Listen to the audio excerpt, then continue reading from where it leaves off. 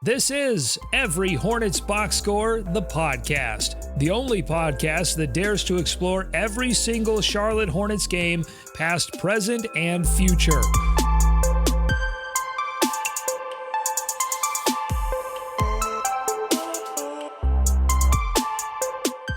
I'm Doug Branson. I will be your host, your guide, your Sherpa, as we honeycomb our way through every era of Hornets hoops. I've been covering the team since 2013. I'm one half of the team that puts on Locked On Hornets, your daily podcast on the Charlotte Hornets, but I've been a fan of the team a long time. I got my first miniature television when I was about 9 years old, and I put it on a bookshelf in my room, which I shared with my little brother, and him and I would watch Charlotte Hornets games on Waxen 64. I remember watching Anthony Goldwire find Glenn Rice for three. So many good memories, and the first team that I really fell in love with. But I'm sure people listening right now, maybe you've been following the team even longer than I have, because I was born just a few short years before this team ever got to Charlotte. So there were plenty of years that I missed out on. And that's the cool thing about this show. We are going back to the past to find out a little bit more information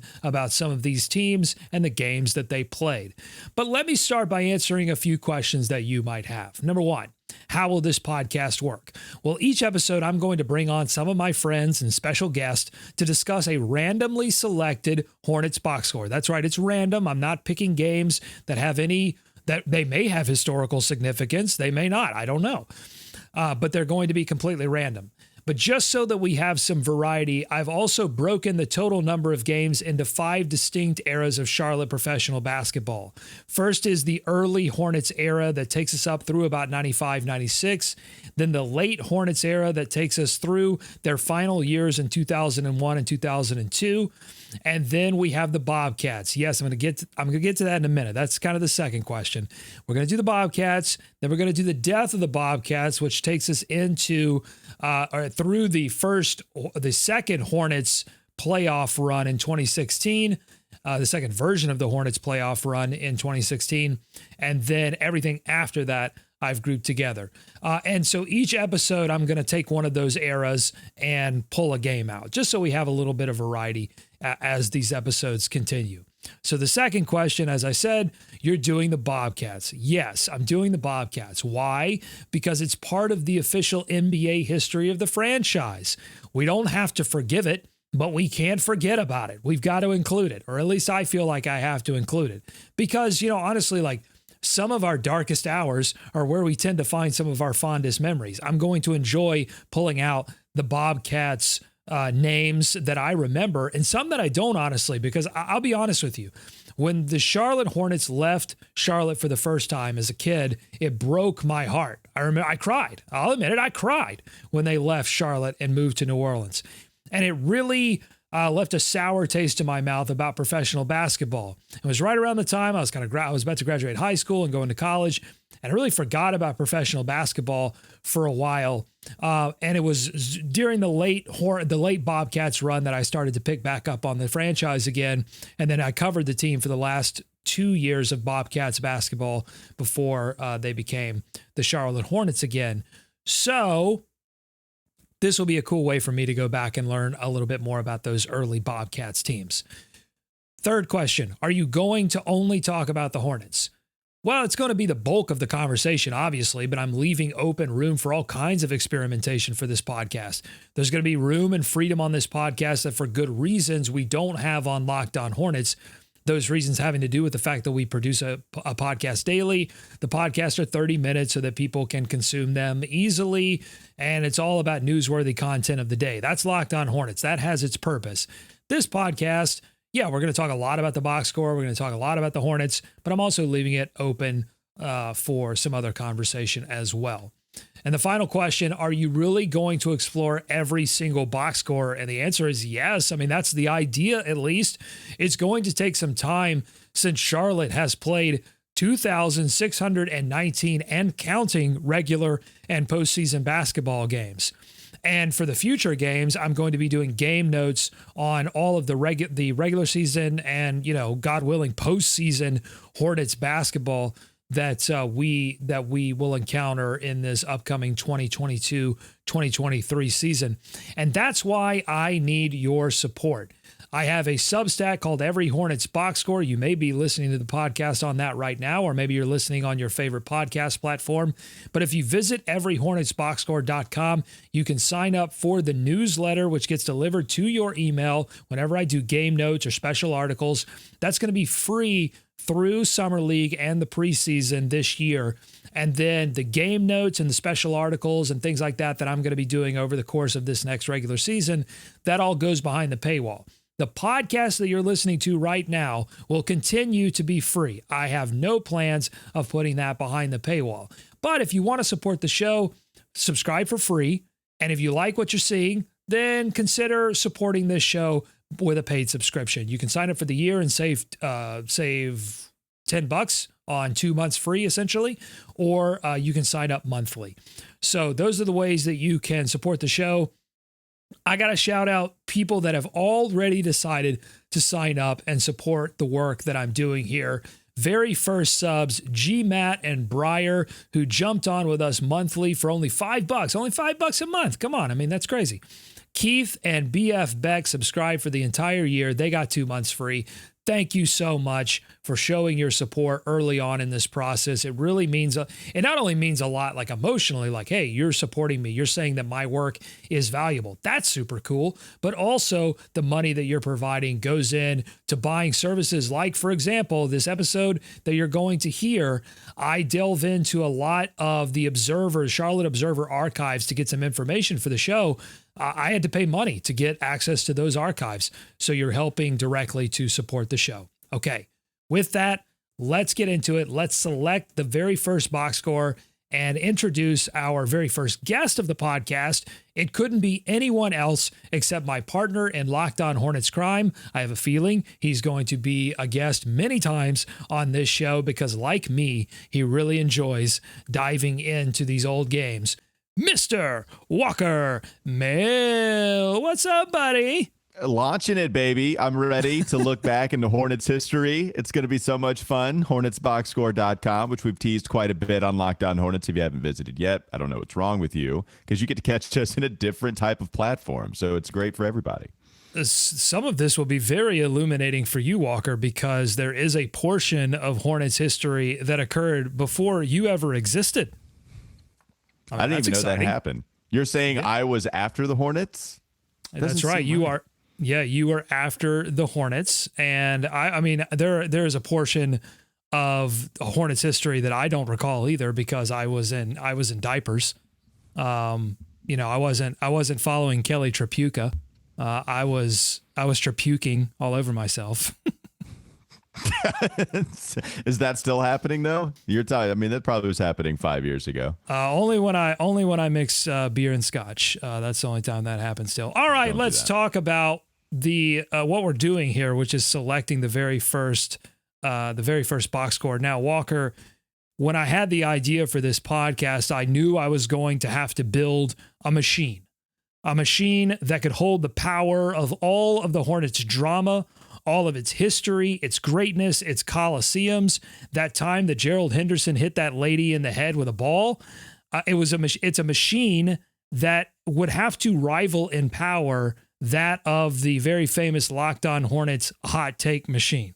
I knew I was going to have to do this, and I'm happy to announce that I have done it. I have built a machine that can randomly select from the utter chaos that is the Charlotte Hornets history, one box score to discuss each episode.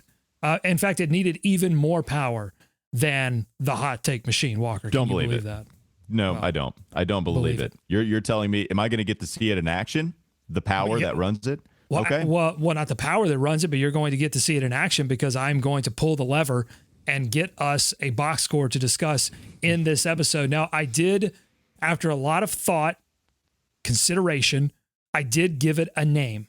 I've named this machine. It's not the hot take machine. It's a new machine. Are you ready for the name? Yeah, very intrigued. I call it the Box Score Encounters Entropic Selector, or for short, the Bees Machine. I was Can trying you to get feel the power? I was trying to get to the abbreviation before you said it, but then you lost me by the second E. So I like it. The bees machine, I'm not going to be able to. Basically, what I heard you say was equivalent to when you described the scientific name to James Booknight's fifth digit. That's they're both the same to me. Pinky finger. But the bees machine is good. I'm ready for that. The box score encounters Entropic Selector, or for short, the bees machine. My one question real quickly, if you don't mind, is it Stangen? Oh, it's powered by the force of Stangen. In fact, that's what it runs on. It runs on May the Stang be with you. I just fed, in fact, to get it ready for the show, I just fed it Kai Jones highlights from Game 3 of Summer League, which will be a burst. Yeah, well, that comment's going to be very interesting to people who view this in the future. They're going to be like, what does that mean? So, hey, go check out some early posts from the Every Hornets Box Score Substack, which is part of this whole deal. Okay, are you ready to select the very first box score? At random, by the way. We don't know what this is going to be. It's going to be a totally random box score. Are you ready? Totally ready. Let's do it. All right. Pulling the lever. The lights are flickering. You're playing music. No, I built the lever out of a guitar handle. You're so crafty. Okay. Building machines and guitar levers. Well, Great see, stuff. the Hornets, the thing is, Walker, what you have to understand is the Hornets don't make the playoffs very often. I think people watching or listening to this podcast understand that. So I have a lot of extra time on my hands. And so in the off season, I do just get very crafty. Okay, I got to go downstairs to get the... Okay. Yeah, no, that's fine. My only question is, while you're downstairs, I don't know if you can hear me over the speakers, is that instead of a lever, if it's made from a guitar, couldn't you call it a Jimmy? And then you could pull the Jimi Hendrix, and then that would give us the takes and give us the games from the machine. I like it. All right, pull the Jimmy. All right. Yeah. That's what it's got. That's what I'm going to do from now on. Pulling the Jimmy. Pulling the Jimmy on the bees machine. All right, I have it. I've got the printout here. I can, if you're watching this on YouTube, I can show it to you, the printout. Actually, let me go solo, dolo. Here we go. Here's the selection, April 22nd, 1990. Oh, look at this, Walker. The bees machine also printed a message for us. Can you read that message? Yeah, sure thing. It gives us the date, April 22nd, 1990. The handwriting, look, it's AI. It's still trying to figure out the handwriting and how to better this present handwriting. that to us. The handwriting of the machine looks fine. Don't worry about it. No, it looks like it needs some work, but no big deal. It's very early in its stages. So the message says, "Congrats on the podcast!" Exclamation point. Thank you, bees machine. The world definitely needed another podcast. Okay, so you're saying what it lacks in handwriting, it makes up for in sarcasm, is what you're telling me. AI. Does the A stand for asshole or what? Like, I mean, come on, machine. Like, I gave you life, machine, and all you can do is tell me that the world definitely needed another podcast. Well, there you go. April 22nd, 1990. That is going to be the box score that we explore next on the podcast. We do have to take a quick break. I thought, Walker, for this, you and I could put our hands in the middle and do the little and break. You want to do it? Put your hand in. I'm trying. No, the other way. Here we go. And break. Before we get into today's box score, I just want to quickly shout out everyone that was supporting us on our previous Patreon page that I've now moved over to Substack. Thank you for your support. If you are watching or listening to this episode, it meant the world. I already sent you a message. I've given you a free 1-year subscription to the new Substack, but I also wanted to shout you out on this show because you made this show and this Substack possible. This is a reader, listener, viewer supported endeavor. Visit everyhornetsboxscore.com to learn more about how you can support what we're doing over here. And I just want to say that I am going to leave this podcast in front of the paywall. You don't have to pay for it.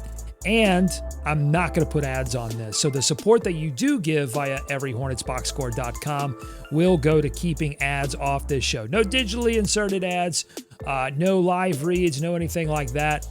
Just me coming on occasionally, not every episode, but occasionally, and begging for your support. So I'm done with that. Let's go from begging to box score. Here we go. And we are back here on Every Hornets Box Score, and we have transported back into time into the year 1990, April 22nd, 1990, to be exact. The Charlotte Hornets versus the Dallas Mavericks. This was a loss, 118-107, to drop the Charlotte Hornets to 19-63 on the season. And in fact, Walker, this was the very last game of the 1989-1990 campaign. Very weird one to land on. The first game is actually the end-all be-all for the 1990 season. And interesting things to look at. I got a couple of segments coming up. I'm excited about that. I know you have way more information than I do. But what the topics that I did research on, I have a lot of research for that topic or for those topics. So very excited to get into some of this stuff. Yeah, I think first, and this is all, by the way, this podcast right now is very experimental. We're going to be talking about this game. We're going to be talking about the season that was for the Charlotte Hornets in 1989, 1990. We're going to be talking about some random things, but I think it feels right first to really just live in this box score for just a few moments. Let's take people, especially if you are on the audio medium. I feel it's necessary to take you through some of the numbers here. So again, it was a loss, 118-107. It looks like a really tough second quarter for the Charlotte Hornets. They lost that quarter 27-19. That may have been most of the difference in this game, as the second half was pretty close. I love to look at the pace here in this early Hornets era. I'm sure it's all going to be around this number, 92.1. I mean, what a slow pace. That would be the slowest pace now, right? Like, I mean, it doesn't get much slower than that. You're right. At the same time, pretty high scoring game for 1990. I mean, 118 points. That feels like 140 in today's game, and a 35 and 37 point quarter for each of them. That's high today. You score 35 and 37. It's true. Both teams had higher effective field goal percentages, 56% for the Hornets, who lost. The Hornets lost this game with a 56% effective field goal percentage to Dallas's 53.9. So they shot the ball better seemingly. Let's see, the Hornets finished at nearly 55% from the field, and the Mavericks finished at 53%. So it appears this one was won at the free throw line. Yep, the Hornets missed a lot of free throws, 13 of 21 from the field. All right, let's talk about some of these players, though. So in the starting lineup, in the last game of the 1990 season for the Charlotte Hornets, you have Armen Gilliam, J.R. Reed, Kelly Tripucka, Randolph Keys. That's an interesting name. It's not one that I recall when you're talking about just sort of Hornets in general. Randolph Keys. I want to talk more about him in a second. I looked up a few fun facts on Randolph Keys. Yeah, the only reason I knew this name initially, it's because I'm in the process. Well, I've already moved, and in that process, I have become hypnotized by all the basketball cards that I have and all the books. I found a Randolph Keys card, had no clue who he was, and now have only known him for like 4 days before I started recording this podcast. Now, here's a name you will recognize starting at point guard. Muggsy Bogues got 25 minutes in this game. Your reserves for the Charlotte Hornets: Robert Reed, Kenny Gaddison, the Gat Man, the G-Man, Michael Williams, Richard Anderson, Michael Holton, and Ralph Lewis. Those last three specifically, those names are absolutely your next door neighbor that you've known forever. They're family friends. They don't play basketball. Well, I kind of feel that way. So Mark Williams, who is one of the newer Hornets, I've been saying that his name is very much the boy next door. Like, we don't it doesn't scream the next superstar of the NBA. But there were a lot of Michael Williamses and Michael Holtons and Ralph Lewises and Richard Anderson, the type names in the 90s. So it's a return, Mark Williams. All right, so what are some of the things that get your eye first? Like, the thing for me, how about 7 assists from my guy Michael Williams in 14 minutes? Pretty solid there. It's efficient. There's no doubt about it. Only 2 points, though. Yeah. So 7 assists for Michael Williams in 14 minutes. Also, 8 assists for Muggs, classic Muggs. And Armen Gilliam, 10 of 15, really efficient. Like, this was the guy that I had talked about before, possibly being the most underrated Hornet of all time. Whoa. And yeah, like huge claim. Armen Gilliam, so like I did my research to ask that question or to answer that question, whether Armen Gilliam truly was the most underrated Hornet of all time. Do you want to get to that later, or did we want to do that here while looking at the box score, or did you want to look at some other things first? Well, this is a free-flowing conversation, so I feel like we just got to go where it feels right to go, and I think it's always going to feel right to hang out with Armen Gilliam. I don't know the answer, and I don't know if I'm going to be able to find it on this episode, but it's a question we should explore in a future episode. That's really important to understand about this show. We're going to do every single Hornets box score. So the point of this episode is not to explore everything about the 1990 Charlotte Hornets, because we're going to be coming back here another 81 times. So we've got plenty of things to answer. But one of the questions I have about Armen Gilliam, because I noticed this in the write-up that Rick Bonnell did, the game recap that I looked up in the Charlotte Observer archives for this game, he spelled it Armon. And I thought, and I'd always seen it Men, and I thought, wow, it's really weird for, Rick to get that detail wrong. And then I went to this basketball reference page, and he was born Armon, Armon, but at some point changed it to Armen. Why the O to E switch? It's so odd. No, that's actually something I did not get in my lookup of Armen Gilliam to answer if he was the most underrated Hornet of all time and the journey for him to come over to the Hornets. So first off, you see right there, born Armon, Armon Gilliam. Below that are two nicknames that are extremely self-explanatory. One is the Hammer, because this dude was 6'9", 230, and just pure beefcake down low. Yeah, I think that nickname was given to him, I believe if I looked this up correctly, by a college coach after the coach saw his biceps. Yeah. Called him the Hammer. Yeah. Armen Gilliam, monster of a guy. Also the Black Hole. Pretty self-explanatory there too. You look that up, called the Black Hole because once you dished it to Armen down on the low block, you weren't getting it back. He was either going to put that shot up and make a field goal, or you were going to have to crash the glass to go get that offensive rebound. So Doug, this is the last game of the 1990 season, and Armen Gilliam really only played this year with the Charlotte Hornets. I mean, he was only on the roster for like 13 months. And so you want to go down that journey with me real quickly? Let's do it. All right. Tell me about Armen. So here's his journey to get here. Armen Gilliam was traded to Charlotte in exchange for Kurt Rambis, pretty famous Hornet, the goggles, 2 second-round picks. 13 months later, he was traded to the 76ers along with another Hornet. Do you know who that Hornet was? I don't. Dave Hoppin, friend of the show. Hoopin! No, Armen and Hoopin going out. Gilliam traded with Dave Hoppin to the Philadelphia 76ers in exchange for Mike Jaminski, whom I know well. Have broadcasting done quite a few legend. Yep, broadcasting legend. I've done quite a few shows with him. Great guy. So pretty crazy to see him come over. Now, going back to when he was traded for the Hornets, I wanted to look up as to why Phoenix would be giving up a dude that was capable of scoring 20 points.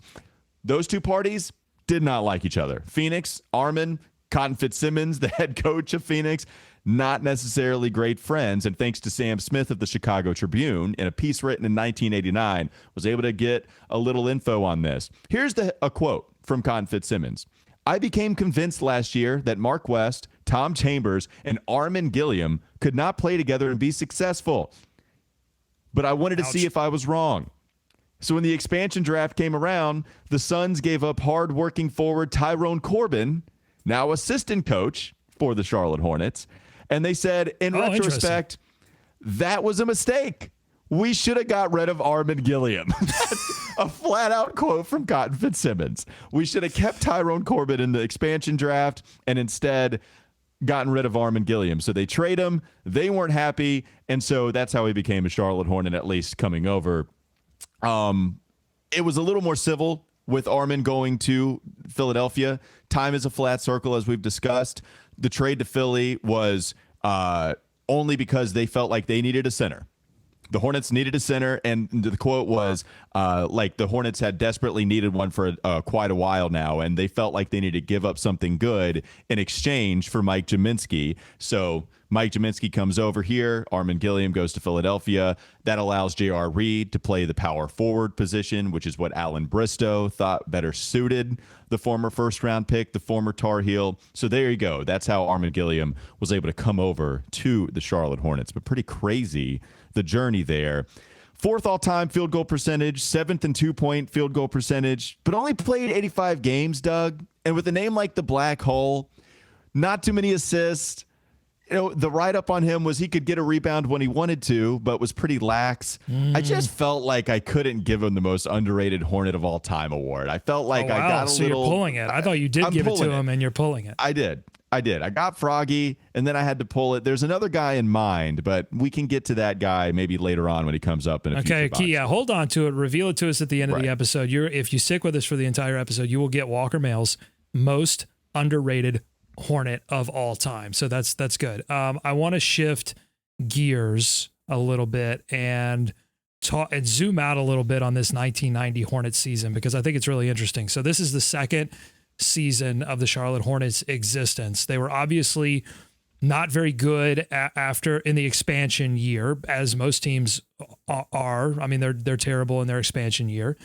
And then in the follow-up season, certainly no one expected them to be very good, but they actually got a little bit worse in the second season. And according to the write-ups that I found on this in the Charlotte Observer, this was a little bit of a bad end to a bad season, a drama-filled season. So they fired the inaugural coach, Dick Harter, 40 games into the season after an 8-32 start. What was his name? Dick Harter. There's nothing funny about that name. His name was Richard Harter. Okay. Dick Harter. But they called him Dick Harter? They called him Dick Harter. Okay. 8-32 start, and he was fired, interestingly, on a road trip. And there's a great, I don't have it here, but there's a great write-up from Tom Sorensen, who flew on the private jet of then owner George Shinn to get this article, because they flew the jet. They hopped on the bird. George Shinn said, Carl Shear, the general manager at the time, come on, we're going to go down and fire our head coach while he's in San Antonio. But here's the thing. So they get on the jet, right? Then they call Dick Harter, and who had the axe was looming over Dick for many weeks. If you go back and look into the archives, this guy knew he was getting fired. They call him up and they say, Dickie, we're coming down to fire you. Essentially, George Shinn called him up and was like, hey, we're going to get you out of this situation. And they said, we want to meet with you. And Dick said, don't worry about it. I'm good. We don't need to meet. I'm out of here. Oh, I'm glad he had some sense. You're trying to be classy as an organization by doing it in face-to-face, but you kind of lose it as soon as you say, hey, we're going to come down and fire you real quick. Is that all right? You got time? Oh, yeah. Hey, we're hopping on the bird, the little private jet that George Shinn had because George Shinn was filthy rich. We're getting on the bird. Now, it's interesting. In the article, Tom Sorensen said that he offered to pay for his seat, pay for his own way on the flight, and asked George Shinn how much that seat was going to cost. And I think he told him it costs like $5,000 or something, just being a total D-bag about it. But I thought this was interesting. I found this quote in his last practice. Dick Harter said, quote, he's just telling his players this quote, I think I'll be here tonight, but I'm not sure. If I'm not, thanks to those guys who have been loyal to me, insinuating that there were people that were not loyal to Dick Harter.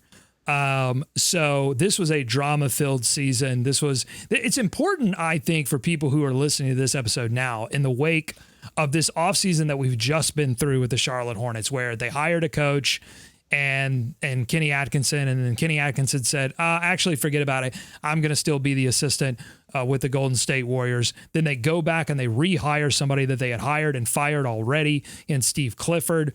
So a lot of stuff has been happening around the Hornets in the offseason. It is important to remember that still, this is not the most dysfunctional the Hornets have ever been. They were certainly way more dysfunctional in the early going And then I think one could argue they were dysfunctional right at the end of their first run before they left for New Orleans. Sure.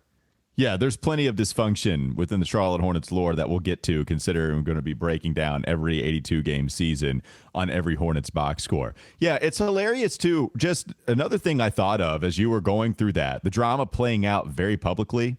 I talked about how it was well known, apparently, that Armen Gilliam, Con Fitzsimmons didn't get along. Both of these, well, at least Con Fitzsimmons was putting out a quote against Armen Gilliam, right?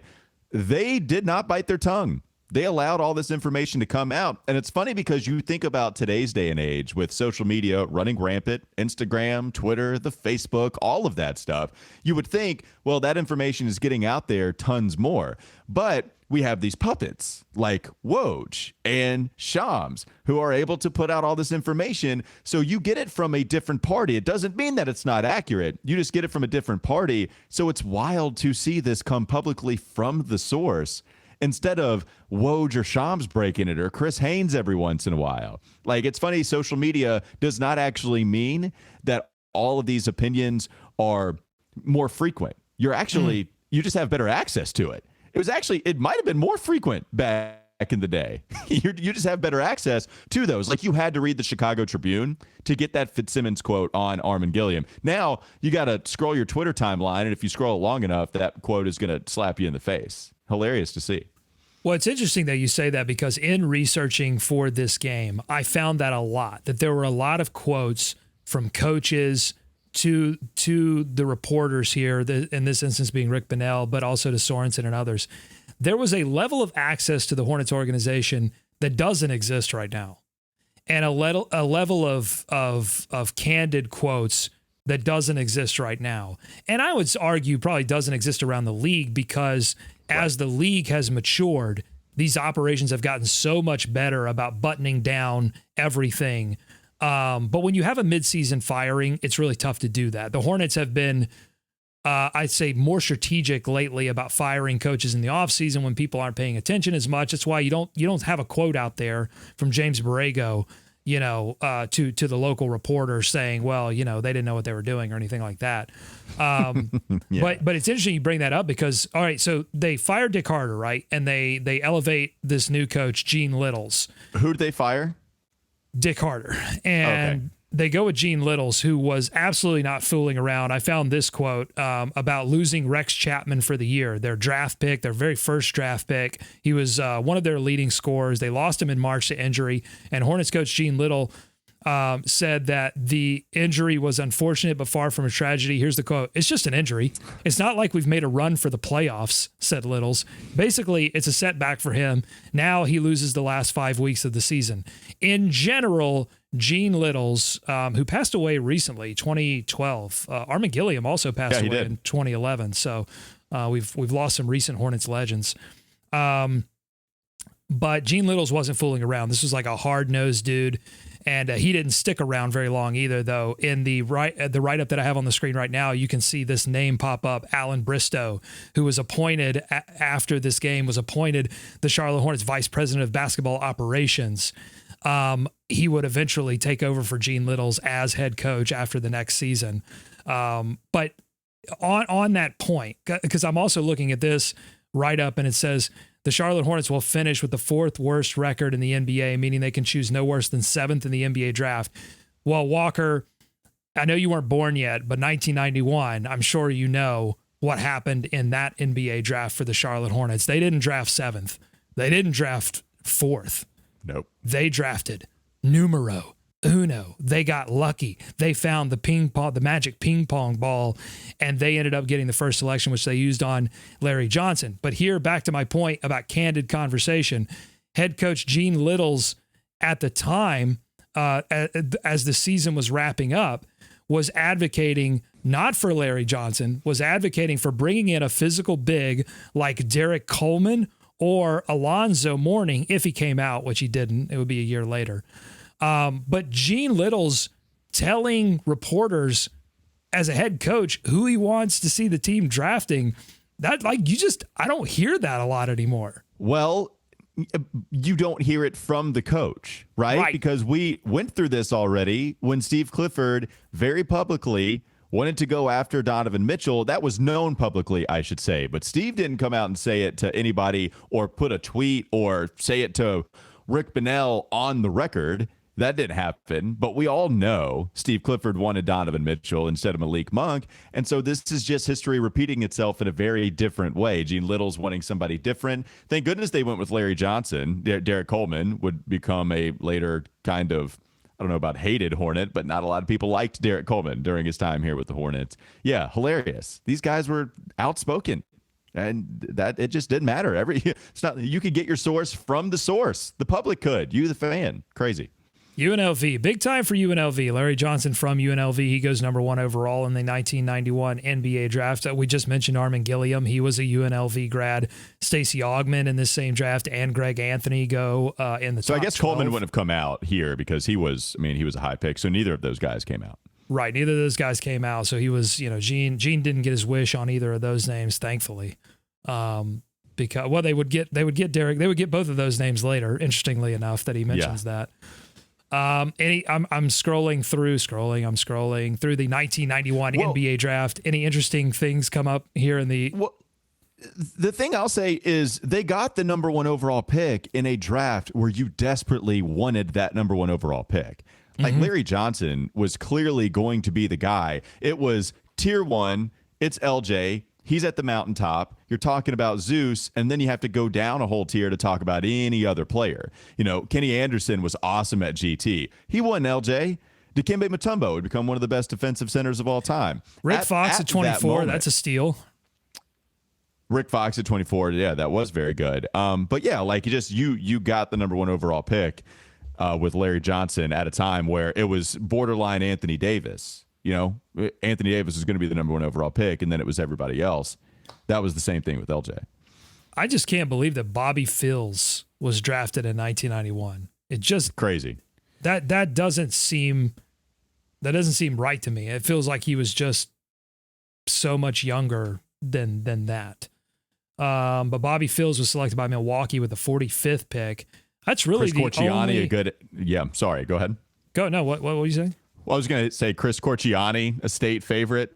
So getting drafted, played for the Celtics too, I believe, a little bit. Just a fun name. Corchiani. Mm-hmm. It's like the last accent I think you can do and not get in trouble. Right. Corchiani. Yeah, you better hope so.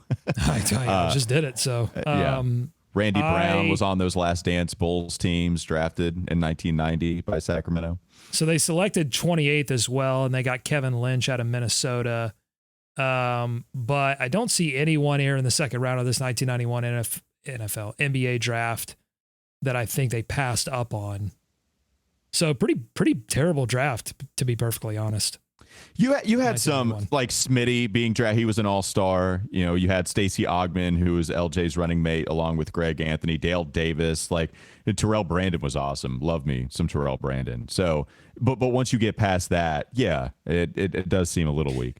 Okay, so here's you ready for something interesting? We've had a lot. I mean, let me just say this.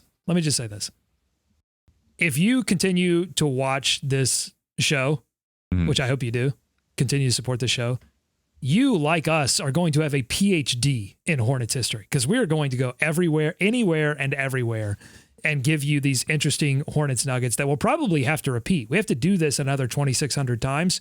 We're going to repeat some of this stuff.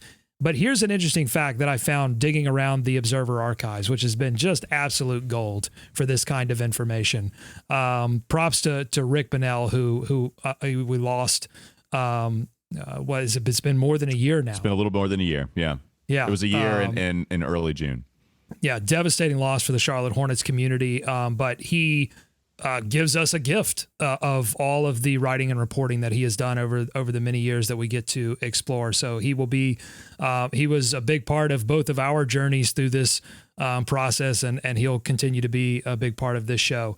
So in reading some of Rick's reporting, he mentions that in talking about this upcoming draft, that the salary cap that season, 1991, was expected to rise $5 million, okay, to, guess what, $11 million. Apparently, there was a big, that's just under doubling. Yeah. And it was because of big NBA on NBC. You remember that?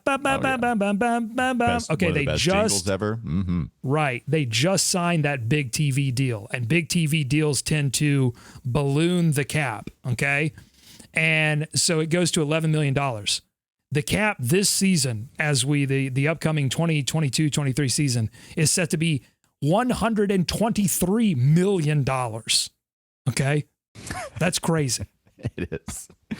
Yeah, almost doubling to 11 million when that's like your mid-level exception now.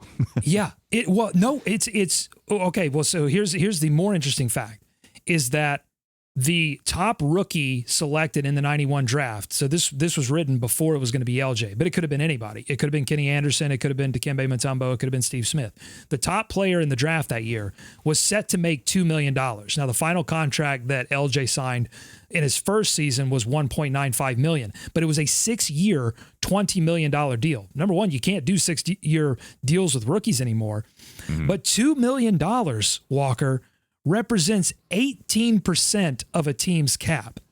If you compare that to this season, Mark Williams, he's making $4.5 million in his first year. So it's over double what LJ made in his first season, but it represents only 3.5% of the cap. So if you're talking about the number one overall picks nowadays, they're making something like $12 million to that tune in that neighborhood. And so that would be around 7% of the cap, not 18% of the cap. Well below.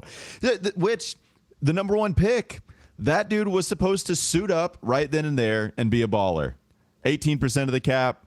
They were going to get paid handsomely. They were coming out of college off the rip demanding that respect, man. Like, that's nuts. Yeah, Larry Johnson, too. That such a pivotal college player, one of the best college basketball players of all time. I just keep going to that fact. It's a shame that Larry didn't get. Could do it all. If you haven't watched, Larry could literally do it all. He could dunk it. He could shoot it. He could pass it. He could defend. He could block it. I mean, there just wasn't, before his back gave out, there was nothing on a basketball court that Larry Johnson was incapable of accomplishing. He was truly one of the more special. You know, we throw the word unicorn around a lot, but I think Larry Johnson was absolutely one of those players where you go, wow, crazy. That body type should not have that assist percentage, should not have that playmaking capability, should not have that dunking ability, that athleticism. One more thing on the cap, that the discrepancy between the rookies, what they made then relative to the cap and versus what they made now, that's not an accident. Essentially, like, organizations and veteran players got sick and tired of rookies coming in and making well above what like 10-year NBA veterans were getting, because you had to invest so much money, so much of your cap into the rookie that, you know, the veterans got peanuts. So they eventually fixed that and instituted a rookie scale. Now, some would argue, Walker, that that's unfair. The rookie scale is unfair, that you are depreciating the ability for young players to come in and make a lot of money. And others would argue that it's good for the league to have young players earn the next contract as opposed to coming in with a boatload of cash. What say you? Yeah, I would say that they earned it based off the talent they exhibited in college. And if somebody wants you, fight they're for allowed the to workers. Pay. Absolutely. You know, the fact these veterans can get mad if they want to, but these are businesses. Franchises are businesses that get to invest however they deem fit. Now, I understand the NBA is also a business too, but the idea is that the owners in the NBA, George Shinn, in this case, the owner of the Charlotte Hornets, if he wants to pay Larry Johnson a lot more so, because you want to pay him more than the 10-year vet that has led you to a 19-win season, then of course you're going to pay him maybe 18% of the cap. You know, like, so this happened in the NFL. Sam Bradford, I think, was the last one to cash out big time, and before they came with the rookie scale contract too, and you couldn't make a more than a certain amount. Yeah, I would say the fact that the rookies don't get to choose where they want to go based off of a free market because the draft is in place and they can't make as much as you could. Like that, those are two pretty hindering things as far as a rookie coming in. You can argue, oh, it's a privilege to play in the NBA. Man, it's if their talent it is. deems I will them, argue that it is a privilege. It's an honor to suit up for the National Basketball Association, and I think you do have to earn it. I bet you're one of these guys that likes the fact that the Summer League is handing out championship rings. CJ McCollum was laughing at that yesterday. He was like, "Are you serious? They're giving away rings for Summer League?" Yeah. So, anyways, that was, you knew how to ask that question and get to me, get a nerve. Well, yes. CJ McCollum was also, he mentioned the Summer League rings thing. He mentioned participation trophies. He was. I think he was really auditioning to take over for JVG or Mark Jackson. I mean, I think he's ready to go right now. He doesn't need any more Summer League training. He's ready to go into the broadcast booth right now for NBA on ESPN. He'll be very good at it. All right. We talked about some of the stars. Can I talk about some of the bench players in this box score before we wrap it up today? Oh, sure. I mean, you're my guest. I would love for you to talk more about Richard Anderson, Michael Holton, and Ralph Lewis. Of course, because that's what you come here for, the people that you've never heard of. So speaking of coming over, maybe you served me dinner, Doug. What I would not want to do is dine and dash. Instead, since we're talking about the bench, this is called the Pine and Dash segment. The reason it is dash, okay. The Pine and Dash segment. The reason I call it that is because, as we noted at the beginning of the podcast, this was the last game of the 1990 season, the 1989-1990 season. Not only was it the last game for that season, it was the last ever game for a lot of these guys that were coming off of the bench. Wow. Michael Holton, done. After this game, career over, and ended it with a 10-point performance. It was also the last game of Richard Anderson's career. Scored a bucket, going out on top. Mr. Anderson. So not only was it Michael Holton's last game, not only was it Richard Anderson's last game, Ralph Lewis, out of the NBA after that. He gone. 4 points and gone. Robert Reed would only play 3 more games, all of them with Philly, and then he would be out of the league. So you're talking about 3 guys whose career was over, and then Robert Reed would play 3 games with Philly, and then it would be done. Michael Williams would actually also sign with Indiana as a free agent, have a pretty good career. Look at that stash on Robert Reed. Ugh, Robert Reed had a great stash. Michael Williams came onto this team as a 10-day contract guy, would finish out the season with the Hornets, signed decent money at the time for Indiana, average 15, average 11, was a good player. Gaddison would be the only one to establish himself as a Hornet going forward. On the other side, Anthony Jones, it was the last game of his career as well for the Dallas Mavericks. But how crazy is that? Like 3 guys, career done. Really 4 guys if you count Robert Reed. And Kenny Gaddison was the only one to continue to be a Hornet that did anything. Michael Williams was a champion. He won the 89. That would have been with the Pistons, right? 89 Pistons? It would have been. Nice. So he won he was championship experience that was coming over to this young team. I'm sure that's what they valued there. Happy early birthday to Michael Williams. And if you wanted to, I mean, if he made an all defensive team, maybe you can't say it, but in the little stretch neighborhood, Michael Williams is like had some success in the neighborhood. I don't think he's quite there. Maybe, like he wanted to turn in that neighborhood, but he probably kept driving. Randolph Keys. All right, I want to go back to Randolph Keys because I mentioned him up at the top of this. So he was drafted in the first round, 22nd pick overall by the Cleveland Cavaliers, and he made his way from Cleveland to Charlotte in that 89-90 season. He would only play 44 games in the 90-91 season, and then go overseas. In the first overseas keys, you made that. We tried to do this. This is our second attempt at doing the show, and I wanted to give you the space to make the overseas keys joke. Thank you.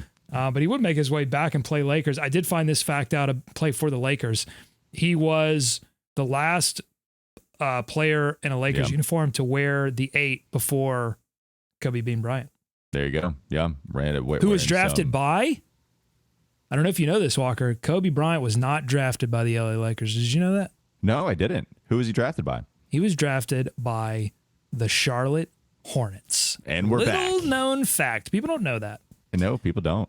Another random fact from this 89-90 season is that the Hornets signed a guy Now, I'm pretty sure this guy's name was Terry Dozier, but I'm going to prefer to think that it was Terry Dozier. Got to put that on it. So they had a Terry Rozier and a Terry Dozier. They also waived Kenny Gaddison early in the season and then signed him again in December and brought him back because this team was riddled with injuries. Look, I don't want to, we're starting to go to some things we'll probably talk about as the podcast goes on. But yeah, a beloved Hornet Kenny Gaddison is. The Gat Man. One of the more cool beloved Hornets, not a guy that, was this star, but Hornets fans definitely know that name who watched the 90s at all. We really haven't paid attention to the Dallas Mavericks, who were a playoff team and had, if I scroll back up, one of the sickest logos in NBA history. I have a hat. I'm not going to go get it because I don't know where it is now. But I know where it is. It's out of this room. I think it's in my bedroom. But anyway, Dallas Mavericks hat that has this logo with the cowboy hat hanging on the M. It's one of my favorite NBA logos of all time. And this team was a playoff team, 47 wins on the season. This game, by the way, was actually a home and home. The Hornets, I want to say they lost the. They did. They did 111 to 102. So they dropped two straight to the Mavericks to end the season. You're welcome, Mavericks. They propelled them, but they didn't get far. They lost to the Portland Trail Blazers in 3 games, I want to say. Well, I would say go back to Dallas, just again, kind of shooting from the hip here. This would have been, it can't be too long after they made that Mark Aguirre move, right? So they would bring in, I believe that was the Adrian Dantley, Mark Aguirre trade, Pistons, Mavericks, swapping those guys. And then Aguirre goes and wins a championship. I don't know if Dantley might have been hurt or just sent somewhere. But yeah, like that was, Mark Aguirre was a great Dallas Maverick for a long time. We love players on this show who do it in the box score. That's right. The stats show up. They're not, maybe they do the dirty work. That's fine. They do the behind the scenes stuff, the stuff that you got to watch to see. That's fine. But because we can't go back and watch this game, we really love to see the things happen in the box score. And if I'm going to give out the do it in the box score award, the Hornets, Kelly Tripucka dropped in 24, Armen Gilliam 22, but I think people too often get stuck on points when I ask them who did it in the box score. We grab it to, put it in the hoop. It's what the game is all about. I get it. Put it in the darn hoop, as Roy Williams famously said.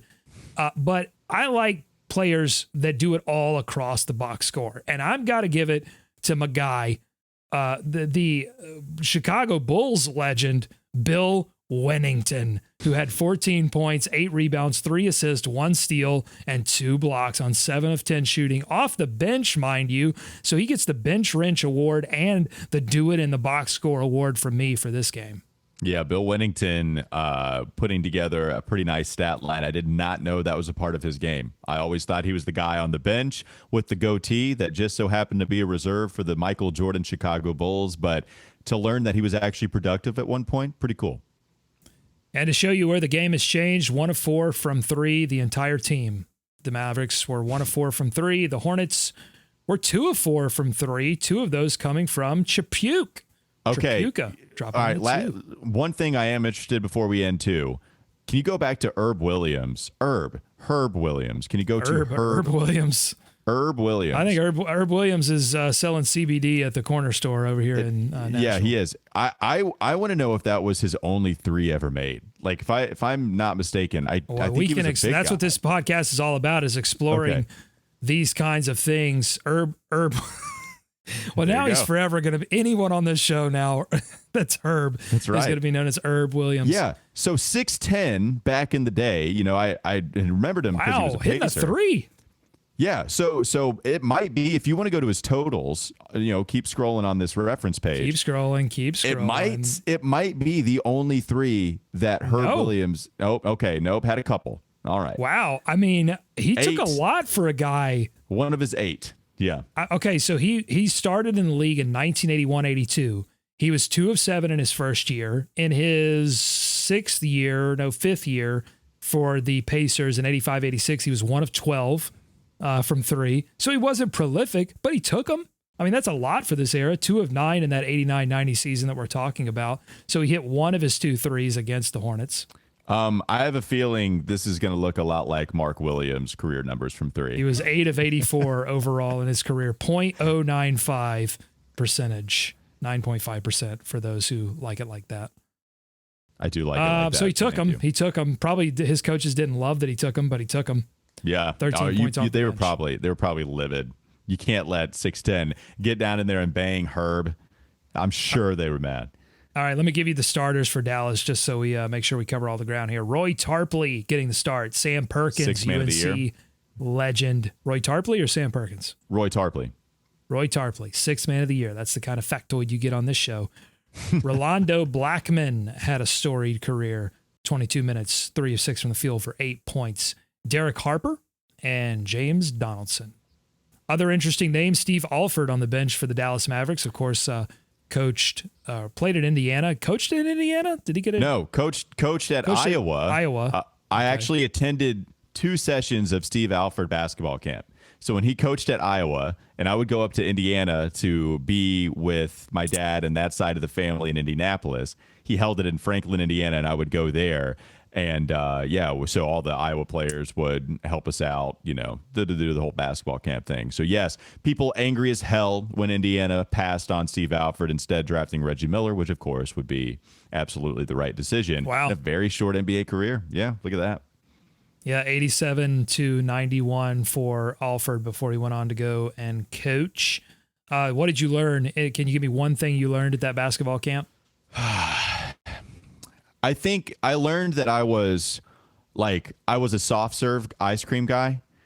When they would serve snacks in the cafeteria, you either had your hard ice cream that somebody behind the counter would give you, or you could just go straight to the soft serve. And I would go to the soft serve. It was just easier. It was more convenient. It was better. So that's what I learned at Steve Alford camp. I'm a soft serve ice cream type of guy. Looking at this write-up for the game, and apparently Bill Winnington and Steve Alford led Dallas on a second quarter surge that carried the Mavericks to a 118-107 victory. They lost their backup guard, Brad Davis, to a severely pulled hamstring muscle. And so Steve Alford was going to get some more time in that series.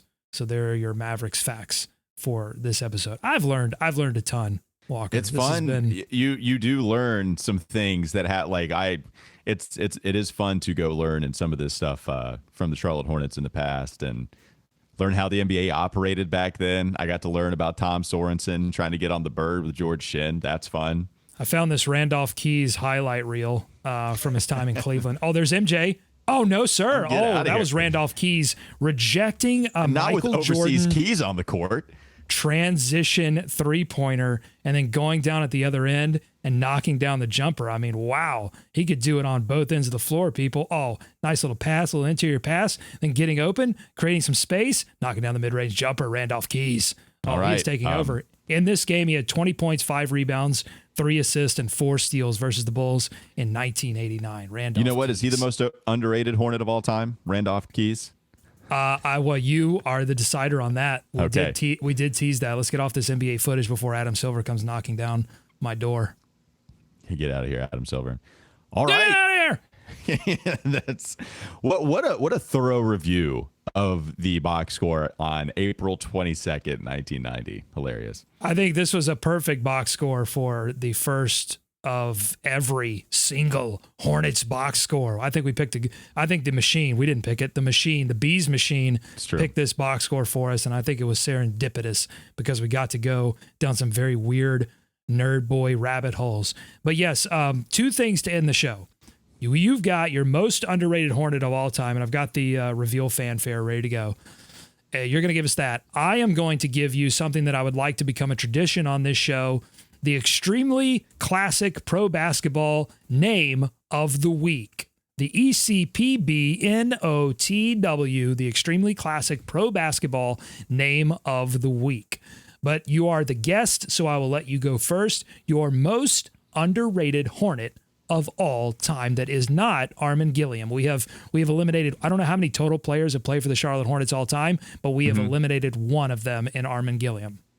So Armen Gilliam, first name that came to mind after looking at the box score, because he did have a successful 13 months with the team. At the same time, that 13-month total gotta hurt you. Not necessarily going to dish it out to others, and so eventually we pulled that award from him.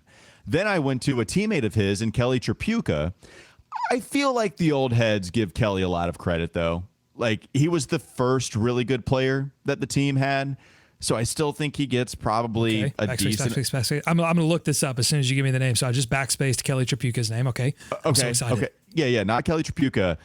I think the guy is Johnny Newman, Doug. Whoa, I've got a sports card of Mr. Newman. Yeah, Johnny Newman. I think I saw during one of the games last year that Johnny Newman actually has multiple 40-game outputs for the Charlotte Hornets.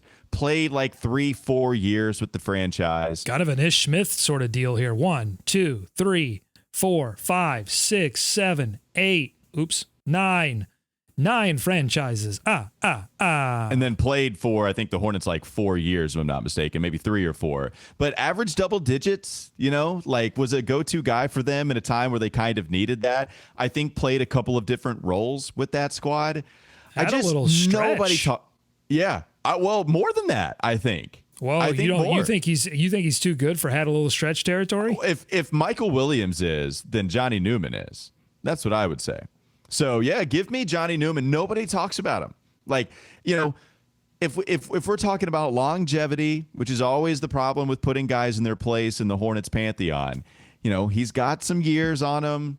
He averaged double-digit points. He was pretty efficient. Yeah, give me Johnny Newman. I'm sure if I search through the Observer archives, I could pull you a column or two about Johnny Newman. So when you come back on the show, we'll do, if we get one of these Johnny Newman years, which is coming up, 90-91. So if the Bees machine is kind and gives us a Johnny Newman year, the next time we come back around to the early Hornets era, then I promise you we will pull some stuff on Johnny Newman. Yeah. Great pull there. Oh, I didn't do the reveal fanfare. Can you say it again? Johnny Newman. Woo! Most underrated Hornet of all time. Now, look at that efficiency, Doug. I mean, nothing less than 47%. Go Johnny Newman. For his position, that's probably pretty good. I don't think Clean the Glass is going to have any stats on Johnny Newman, unfortunately. We can go down to see. I'm sure I'm giving people, I need to have like one of those epilepsy warnings on this show. You're giving me. You should have told me that. Yeah. Oh, I'm going to vomit. All right, here we go. Similarity scores. Johnny Newman, similar to Jeff Green, Al Harrington, Matt Barnes, Juwan Howard, Antoine Carr, Sam Mitchell, Matt Bonner, Big Dog Glenn Robinson, and Nick good Collison. Names. Well, I would say these names are all names of players that we are really not going to talk about. I agree. mean, they did some dirty work, but we're not going to mention these names. All these names are appreciated by people who appreciate them, but that's it. I also went to Al Harrington basketball camp. That's true. Basketball camps galore, baby. If you went to Indiana hold on. Now, don't tell us anymore. We have to just randomly run into all of the names of the people. Well, give me the one thing you learned at Al Harrington's basketball camp. That everybody wanted Reggie Miller more than Al Harrington. It was one of the more disrespectful things. The guy was coaching us, and the guy was coaching us. So that's what happened. Yeah. So we all get in the half court. Al Harrington is about to teach us some stuff about the game, and everybody's saying, "Is Reggie going to come? When is Reggie going to come to the camp? You promised Reggie's going to come hang out with us." Everybody wanted to see Reggie Miller. Nickname Baby Al. His Twitter handle is Cheddar Cheese 7. Those are your that handle. And he played for. Oh, see, they changed the jersey numbers up here. All right, lots, yeah. Wizards, I think. Golden State. Okay, 1, 2, 3, 4, 5, 6, 7 franchises. Okay. Cousin is Dante Jones. I can't get enough of these random facts. All right, I've got to do my extremely classic pro basketball name of the week, and then we are going to wrap this show.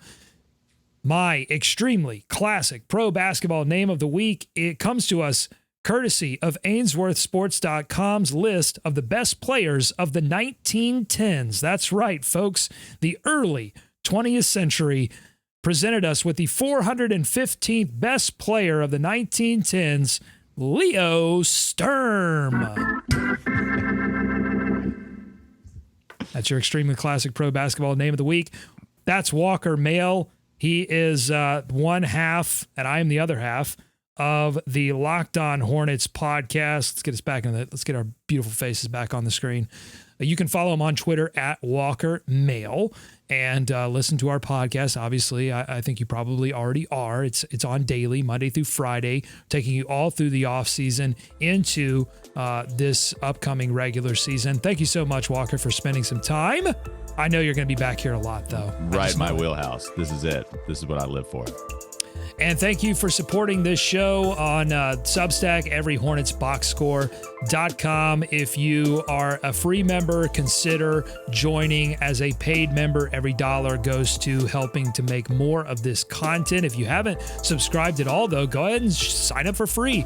This podcast, I promise you, will remain free. There's going to be some things that we put behind the paywall, but this podcast will not be one of them.